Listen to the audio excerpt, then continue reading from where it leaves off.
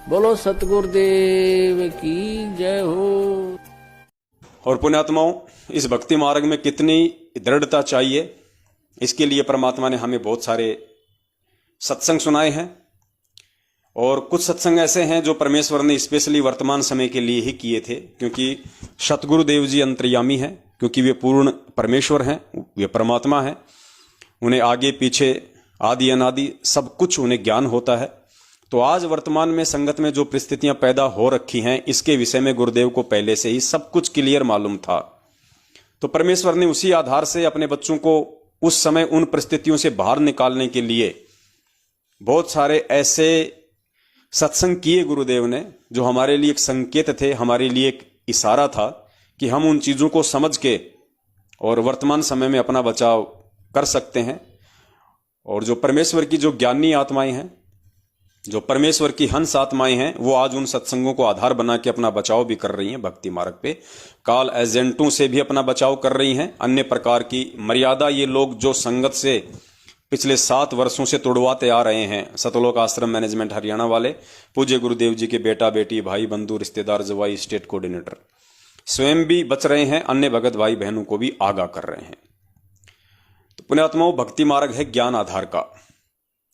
अगर वर्तमान समय बिचली पीढ़ी वाला यदि ज्ञान आधार का नहीं होता, तो परमात्मा जितना जोर आज लगा रहे हैं आप और हम जीवों को समझाने के लिए, परमेश्वर ने टेक्नोलॉजी दी, परमेश्वर ने शिक्षा दी, परमेश्वर ने ये विज्ञान दी, हमारे को ये साधन दिए, आने जाने के लिए, बात करने के लिए मोबाइल दिए, ये सारी सुविधा परमात्मा 650 साल पहले भी दे सकता था, क्योंकि वे समर्थ हैं। वे कभी भी, वे चाहें तो सतयुग में मोबाइल का आविष्कार करवा सकते हैं, वे चाहें तो सतयुग में एरोप्लेन का, हेलीकॉप्टर का आविष्कार करवा सकते हैं। यह परमेश्वर के बाएं हाथ का काम है।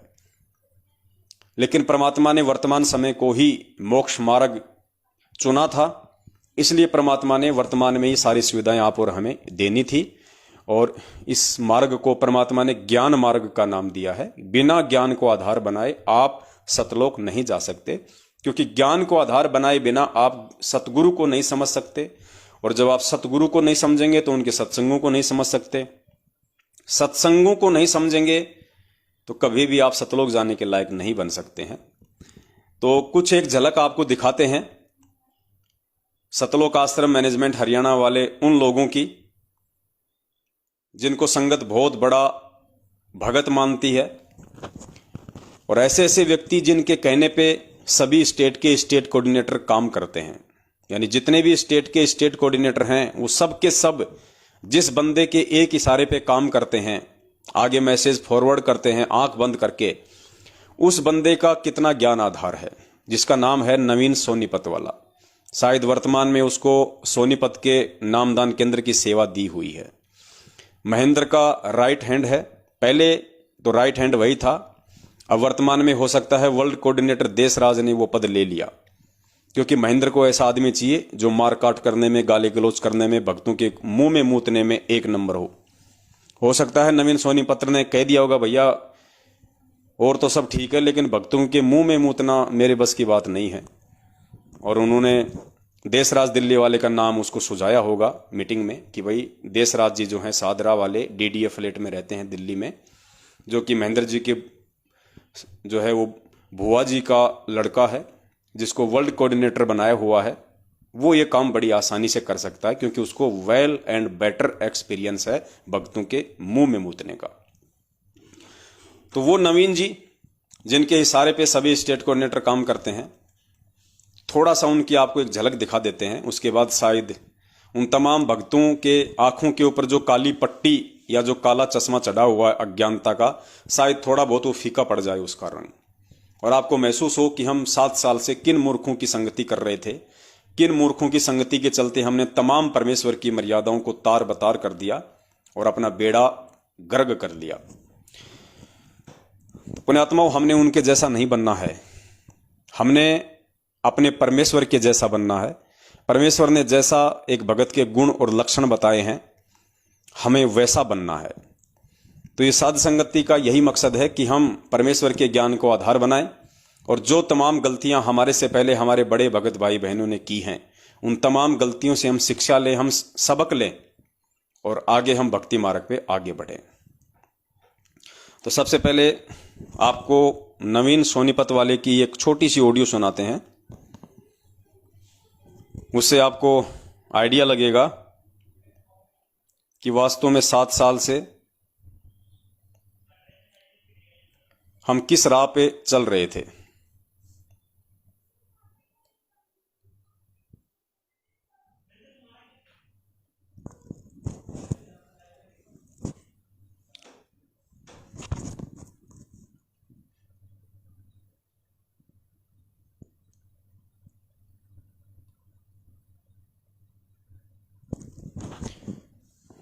तो ये नवीन जी हैं सोनीपत से, सोनीपत के नामदान केंद्र की सेवा संभाल रहे हैं।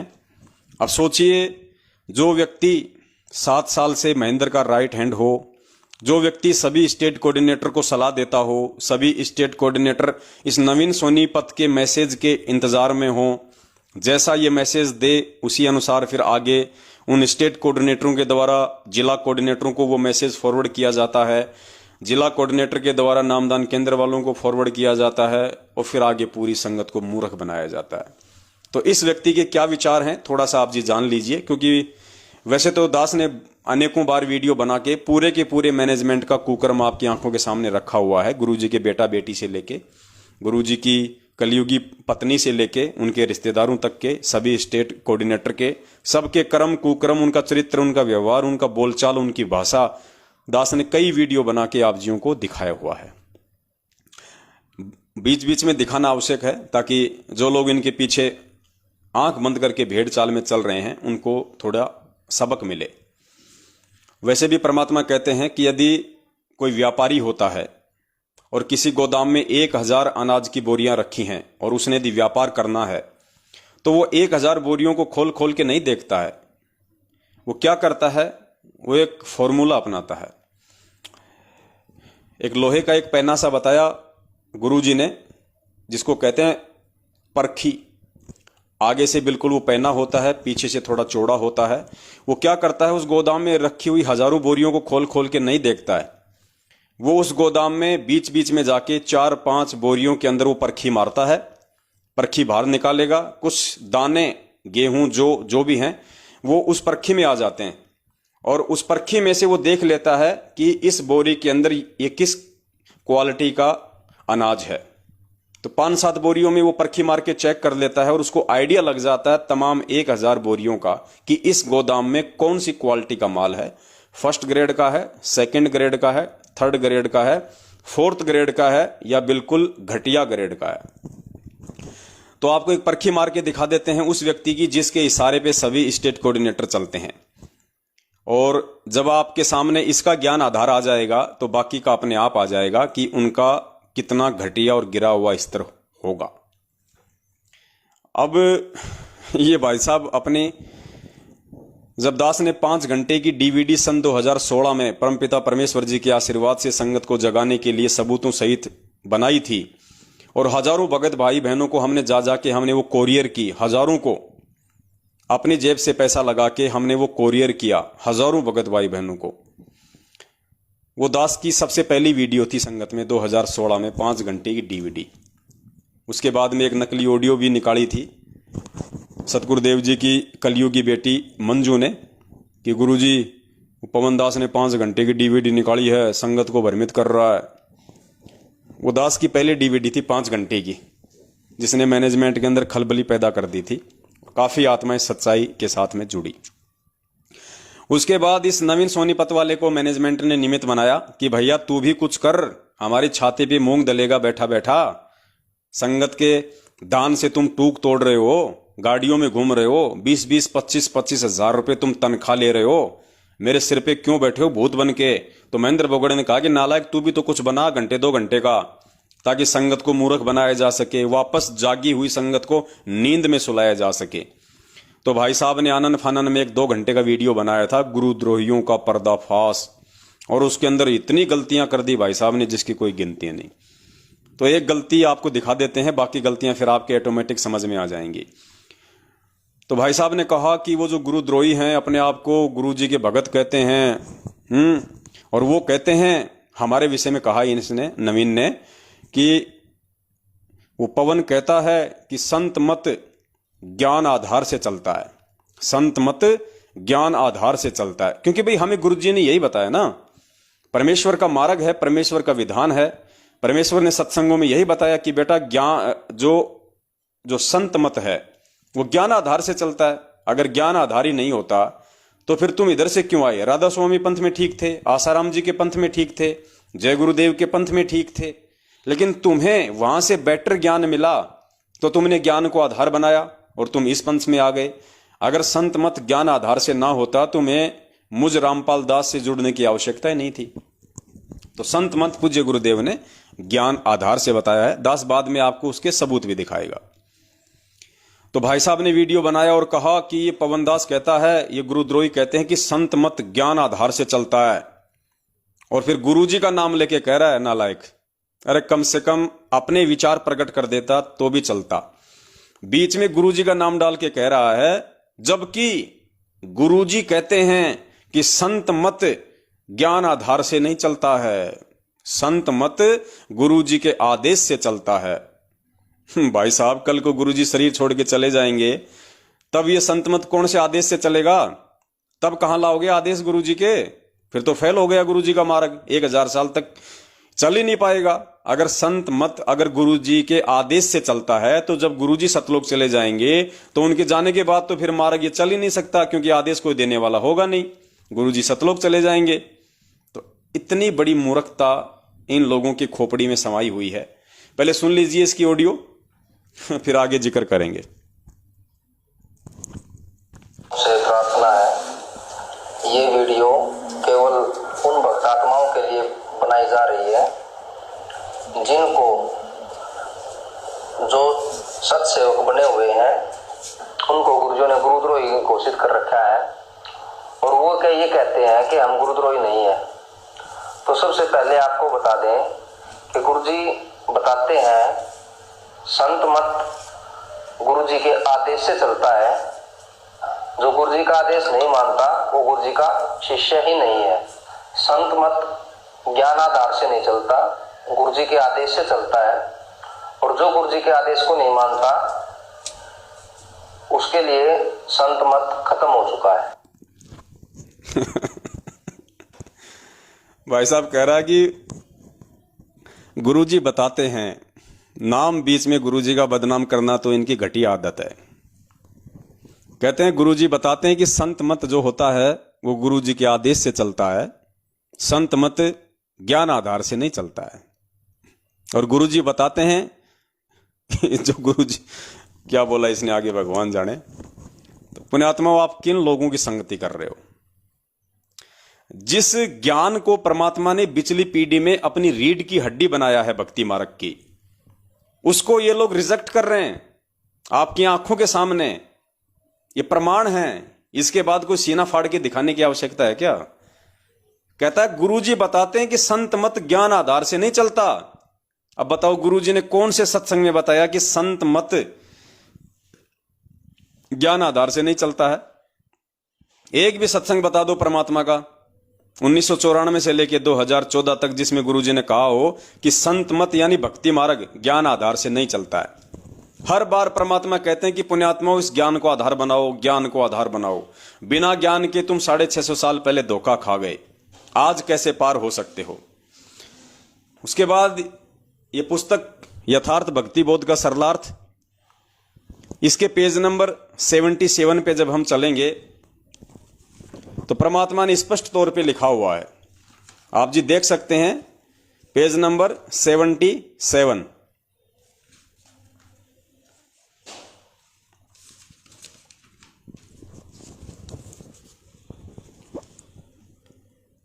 ये पुस्तक है यथार्थ भक्ति बोध का सरलार्थ, पेज नंबर 77। आप जी देख लेना अगर आपके घर में रखी हो तो। इसका पॉइंट नंबर 3 है जिसमें लिखा है संत मत, और आगे लिखा है कि संत मत सूक्ष्म वेद पर आधारित है। बस इतना ही काफी हमारे लिए, आगे पढ़ना भी आवश्यक नहीं है। परमात्मा कहते हैं संत मत सूक्ष्म वेद पर आधारित है। अब सूक्ष्म वेद क्या है पुण्यात्माओं? सूक्ष्म वेद में यथार्थ ज्ञान ही तो है, सच्चा ज्ञान ही तो है सूक्ष्म वेद में। सूक्ष्म वेद कौन? 5वां वेद कबीर सागर। तो कबीर सागर में क्या है? ज्ञान ही तो है, वो ज्ञान जो इस 21 ब्रह्मांड में नहीं है, वो ज्ञान जो कोई देने के लायक यहां पे है ही नहीं, कोई जो कोई समर्थ ही नहीं है वो ज्ञान दे सके। स्वयं उस परमात्मा ने आके इस पृथ्वी पे वो ज्ञान देना पड़ता है।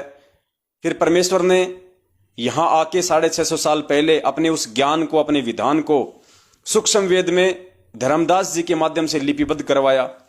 तो परमात्मा कहते हैं संत मत सूक्ष्म वेद पर आधारित है, अर्थात ज्ञान पर आधारित है, तत्व ज्ञान पर आधारित है।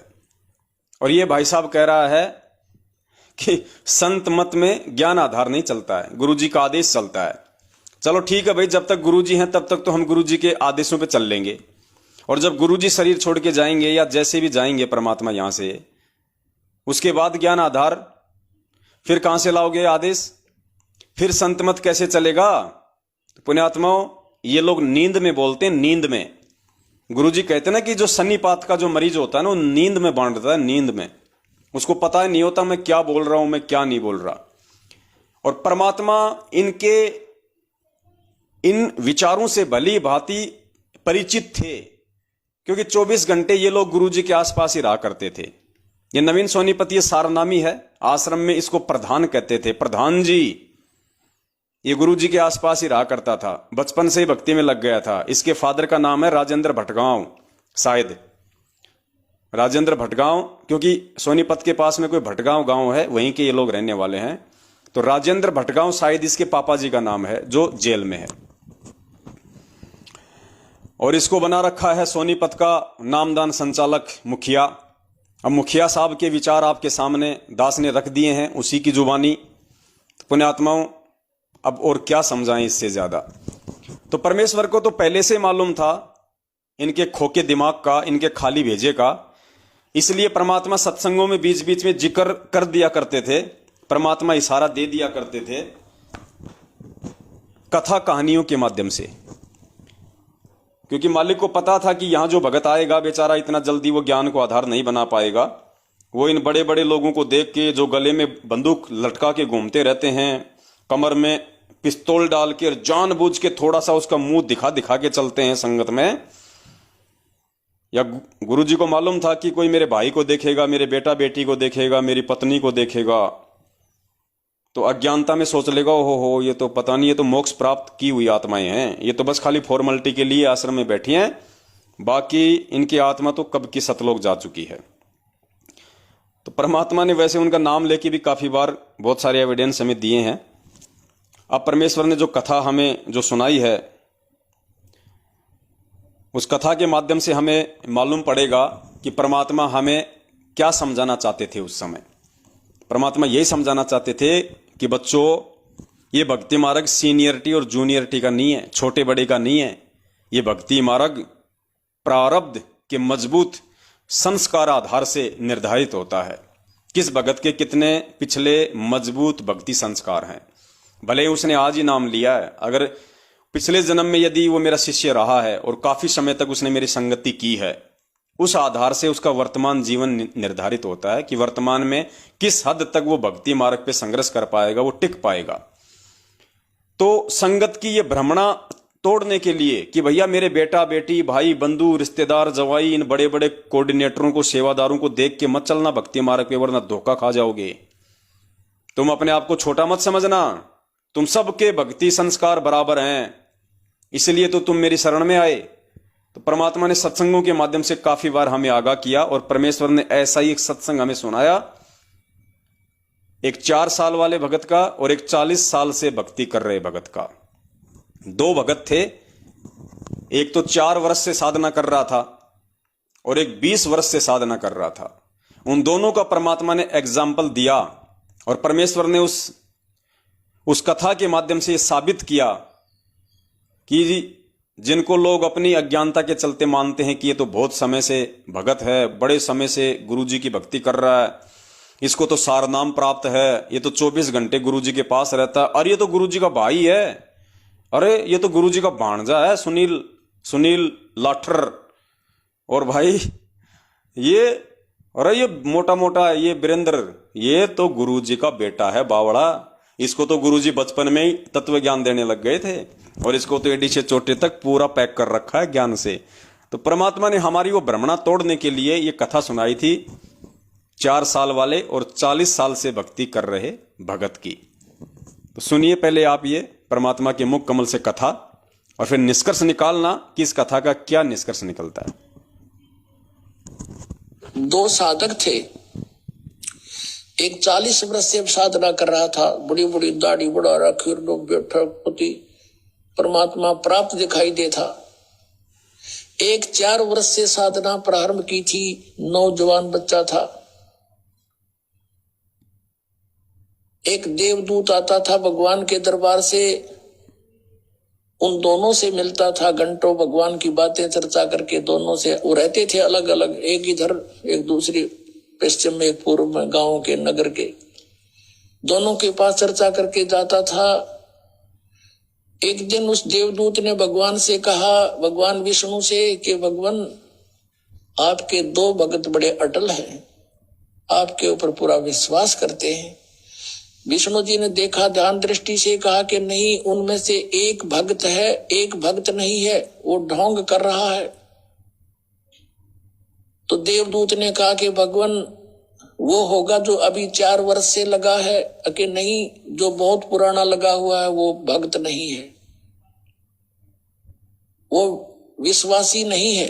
देवदूत को ये समस्या आ गई कि शायद भगवान ने समझा नहीं होगा ढंग से।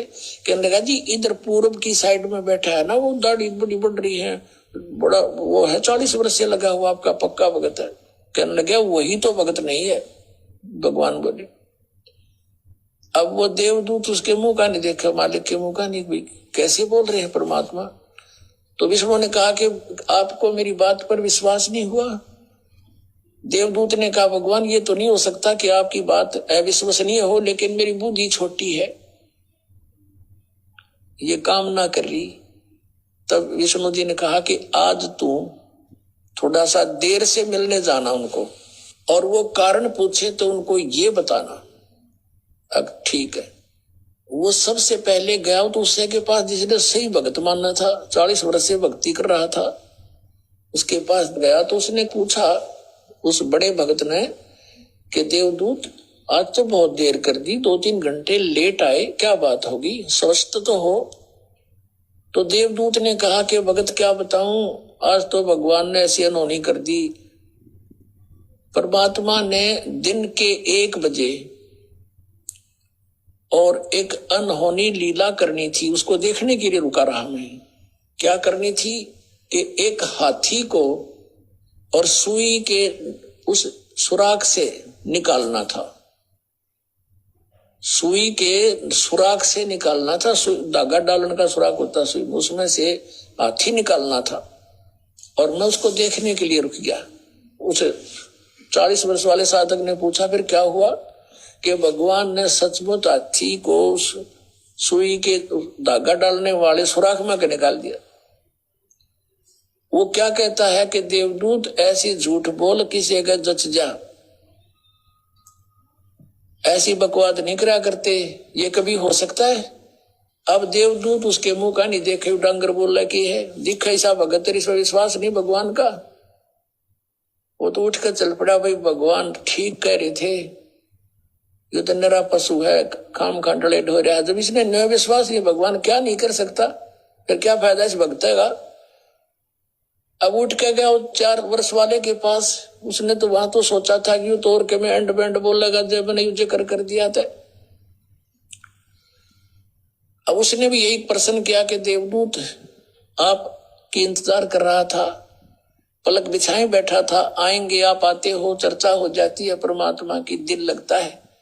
आज आप बहुत देर कर दी, मैंने सोचा था आज नहीं आएंगे, आज का दिन तो हमारा व्यर्थ हुआ।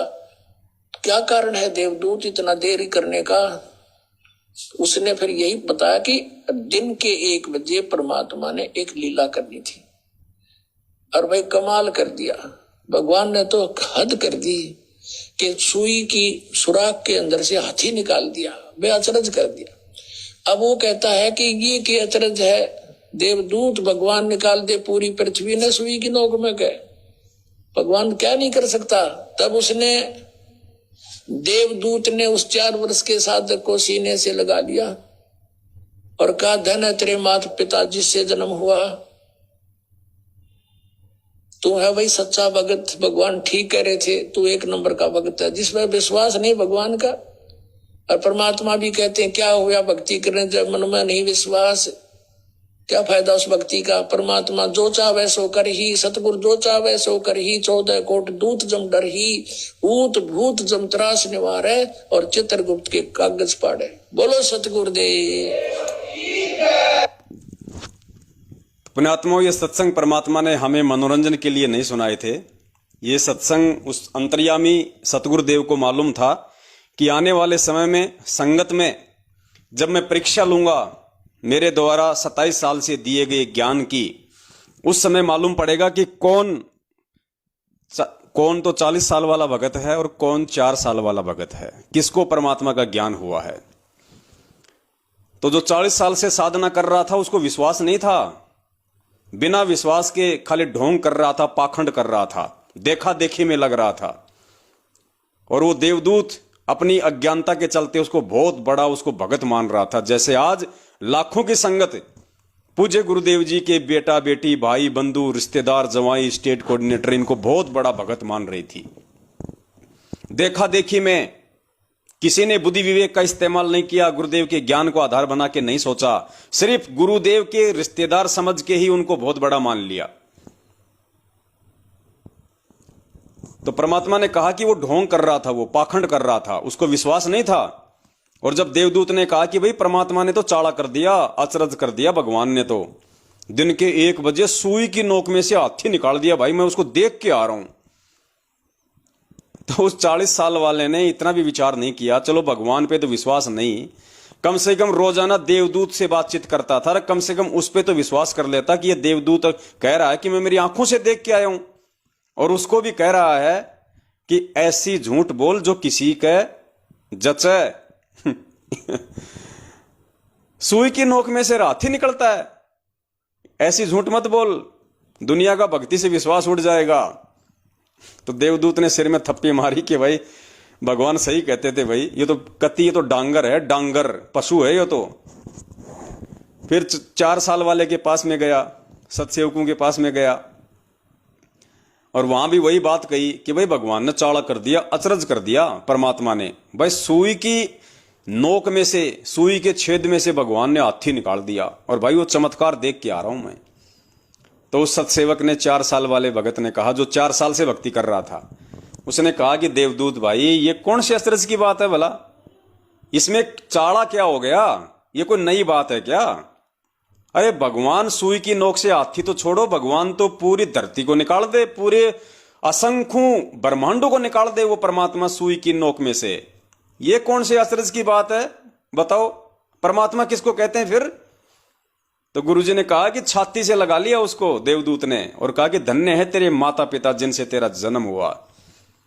और परमात्मा कहते हैं क्या होत हरि नाम बिना जो मन में ना विश्वास।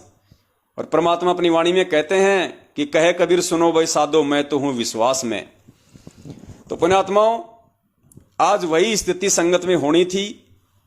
अंतर्यामी सतगुरु को पहले से इस बात का मालूम था, इसलिए गुरुदेव ने यह कथा हमें कई बार सुनाई, आगाह करने के लिए कि बच्चों सावधान रहना, जब मैं तुम्हारी परीक्षा लूंगा उस समय केवल मेरे ज्ञान को आधार बनाना, मेरे बेटा बेटी भाई बंधु रिश्तेदार जवाई को आधार मत बनाना। आज हम सत्सेवक कह रहे हैं कि धरती पे 8 सितंबर 1951 से भगवान प्रकट है। संत रामपाल जी महाराज जी, जिनको हम बंदी छोड़ कहते हैं, सतगुरु कहते हैं, और बंदी छोड़ की परिभाषा है जो बंधनों से छुटकारा दिलवा दे। तो बंधनों से छुटकारा केवल पूर्ण परमात्मा दिलवा सकता है। सतगुरु की परिभाषा को परिभाषित करते हुए पूज्य गुरुदेव जी ने बताया कि ना सतगुरु जननी जने, जननी यानी मां, और जने यानी पैदा करना, कि ना सतगुरु जननी जने, जो मां होती है, मां के गर्भ से सतगुरु का जन्म नहीं होता। ना सतगुरु जननी जने, और जाके माना बाप, पिंड ब्रह्मंड से रहित है। पिंड ब्रह्मंड यानी 5 तत्व की देह से दूर होते हैं, वो तो शब्द स्वरूपी होता है, तेज पुंज का उसका शरीर होता है, सौद स्वरूपी होता है सतगुरु। ना सतगुरु जननी जने और जाके माना बाप, पिंड ब्रह्मंड से रहित हैं जहां ना तीनों ताप। और हम सत्सेवकों ने कहा, रे नालायको, तुम संत रामपाल जी महाराज जी को कहते थे हो सतगुरु, बंदी छोड़ सतगुरु रामपाल जी महाराज की जय, और तुम उनका जन्मदिन मना रहे हो, उनको आम प्राणी साबित कर रहे हो, परीक्षा में फेल होते जा रहे हो, अपनी मूर्खता का तुम परिचय दे रहे हो। तो वो 40 साल वाले भगत मैनेजमेंट वाले हमारे को कहते हैं ये तो गुरुद्रोही हैं। अरे गुरुजी तो खुद कहते हैं कि मेरा जन्म हुआ है? गुरुजी की तो माँ थी जिनका नाम इंद्रोमाई था, गुरुजी का तो बाप था जिनका नाम नंदराम जाट था, और गुरुजी का तो जन्म हुआ है। और ये सत्सेवक कहते हैं कि गुरुजी प्रकट हुए हैं। बताओ, इसी बात पे बहस हो गई, तू मैं हो गई।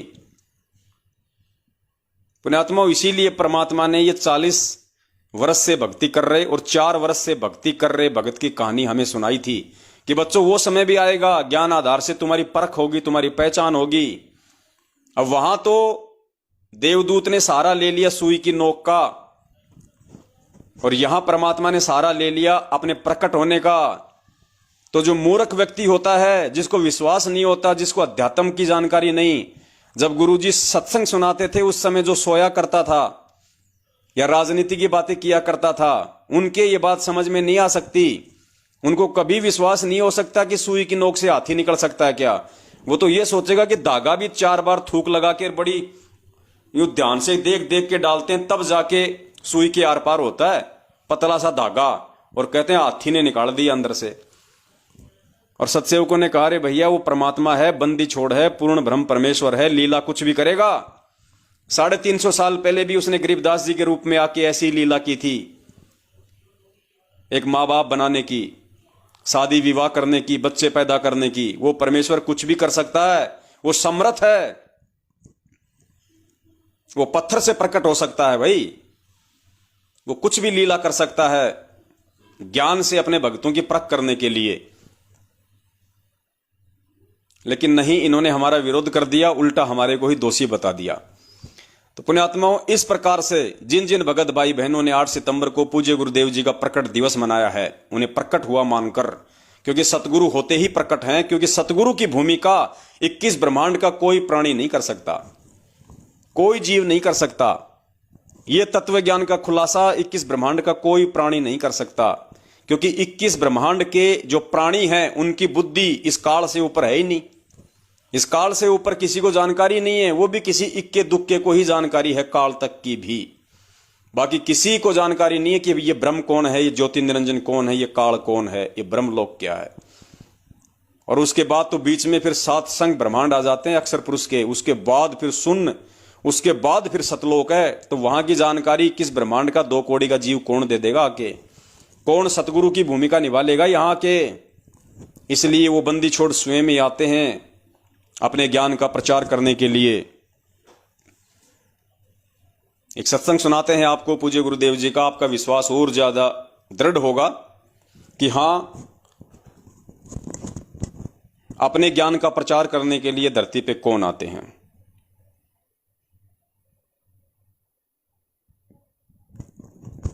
इस सत्संग में परमात्मा ने बताया कि वो परमात्मा अपने तत्व ज्ञान का स्वयं ही दूत होता है। दूत यानी संदेशवाहक, वो परमात्मा स्वयं ही होता है। इससे क्या साबित होता है, गुरुदेव का सत्संग सुनिए। पहले ऋषियों ने अपना ये निर्णय देकर छोड़ दिया कि कबीर दंडी ही कबीर दंडी। ये कबीर जो है ये अद्वितीय है, अद्वितीय, इसके बराबर कोई नहीं है। पर ये है कौन, ये हमारी बुद्धि से बाहर की बात है। तो वो स्वयं अपना ज्ञान देने के लिए स्वयं आती है। यही यजुर्वेद का आपको 29वें अध्याय का 25वां श्लोक बताता है कि वो स्वयं अपने सत्य ज्ञान का दूत है, यानी स्वयं दूत बनकर, संदेशवाहक बनकर, परचेता आता है। वो कबीर ऋषि, वो कबीर परमेश्वर है, और नहीं बता सकता इस पूर्ण परमात्मा की महिमा को, वो स्वयं आते। तो इसलिए ये यजुर्वेद जहां लिखा हो, स्पष्ट कर दिया पूज्य गुरुदेव जी ने कि उस ज्ञान को और कोई नहीं बता सकता, वो स्वयं ही अपने तत्व ज्ञान का दूत बन के आता है, संदेश वाहक बन के आता है। और बार बार दास आपको वाणियां सुनाता है कि साहिब से सतगुरु भय, सतगुरु से भय साध, ये तीनों अंग एक हैं, गति कुछ अगम अगाध।